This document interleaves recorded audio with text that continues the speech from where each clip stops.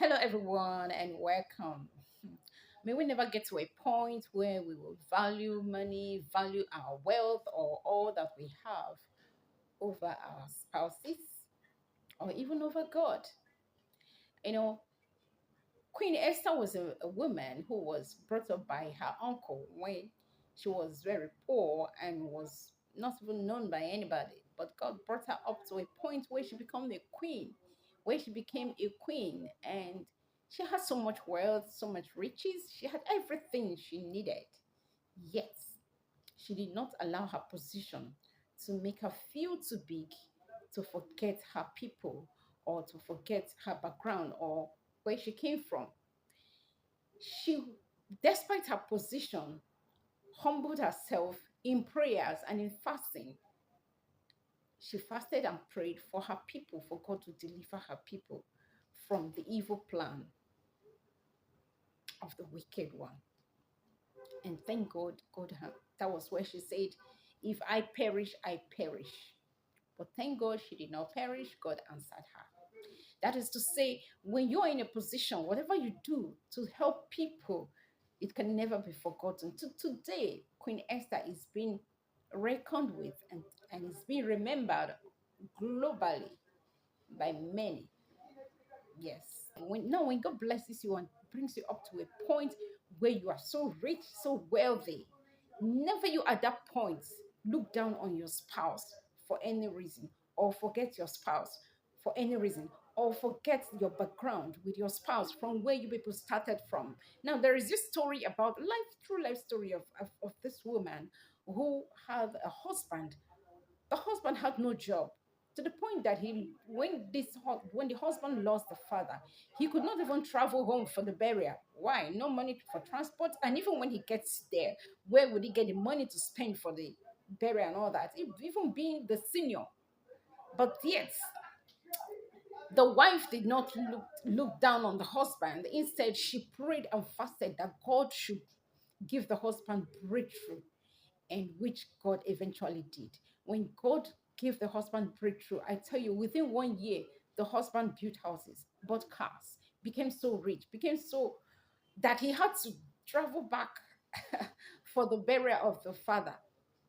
Yes, on his own, and did a kind of, you know, fulfilled his own part as the senior son.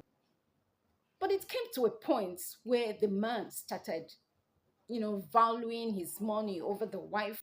So the husband became so rich that he forgot the wife. Now he started placing value on his riches, started placing value on those he was meeting outside, other women, and forgot all the struggles him and the wife passed through years back. He forgot how the wife and what the wife went through in ensuring that he came to that level. Now, what happened? He started sleeping out. He hardly comes back home, and he hardly remembers the woman. The woman was not even enjoying the woman anymore. So the woman was like, what? When my husband was not at this level, when he was not this rich, I was still feeling my husband. Yes, we were still living together. At least I was having this feeling that as a married woman, I was seeing my husband. We were still enjoying each other, despite the fact that there was no money, to really fully enjoy ourselves. Now that he has this money, I fasted and I prayed for him, and now he has this money and he has forgotten me. So the woman had to go back in prayers, go back to her knees and call upon God to take away that job from him. And you know what happened? Eventually, this man lost this job. It's a long story.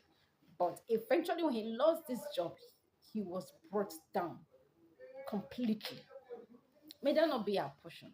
So when God blesses you, do not forget your spouse. Remember your spouse. Remember what both of you went through in life. Remember where your humble beginning. Remember what you people have passed through. And if you feel your spouse is not to your standards, then do something and bring your spouse at least to a point where you will appreciate him or her rather than neglecting him or her or placing value on others over your spouse. It can never go well if we do it that way, because it never went well with this woman and the husband. Eventually, this man lost everything and went back to square one. May that not be our portion. So remember your spouse and live happily together ever after you've gotten your riches. It's possible God knows the heart of this man, that if he has money, he will neglect the wife, neglect God even. To the point that this man was, at least when he had no money, he was still in church, he do attend church activities. But when the money came, he forgot church. He was always giving excuses that he's traveling, he's here, he's there because of work. He could not attend church activities. And he forgot God.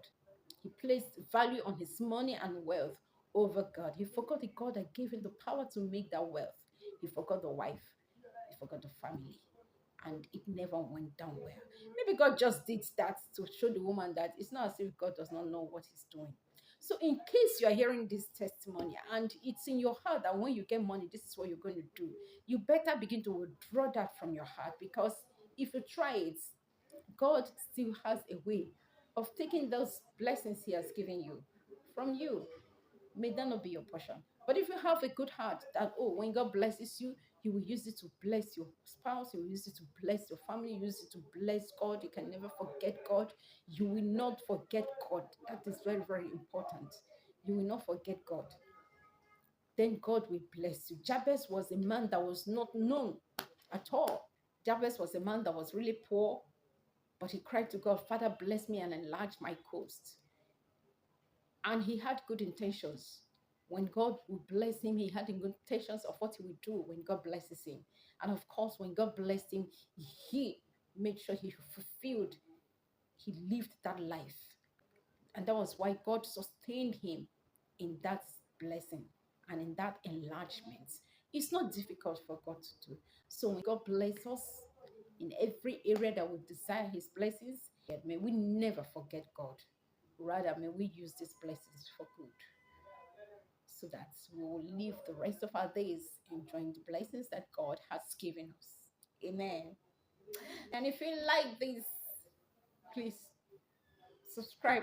In case you have not subscribed, like this post and share to help others live a good family life. See you again.